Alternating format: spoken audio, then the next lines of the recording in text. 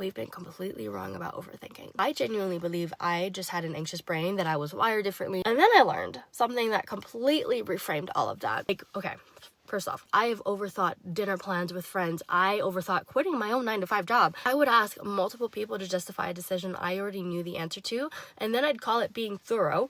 But I realized I was overthinking because my brain had learned that trusting myself wasn't safe. So it did what any good protection system does. It gathered more data, asked more people, ran more scenarios, because my nervous system genuinely believed that if I just thought long enough, I'd finally find the certainty that felt safe enough to make a decision. Psychology actually has a name for this. It's called intolerance of uncertainty. It's the brain's inability to sit with not knowing. Here's the kicker. It shows up most in people who learned early that making the wrong decision had a real cost, like disappointing someone, losing belonging, being too much. So the brain built a protection system around decisions. Here's my hot take on this, and I could be wrong, but I don't think we can think our way out of overthinking. I think we build our way out of it. And we do this by doing the opposite of what feels safe, like making a decision before we feel ready. And then when we survive it, our brain goes, oh my God, we're okay. And then it just grabs that and then files it away. And that is called a prediction error. And that's how we break the loop, not with more information, but with more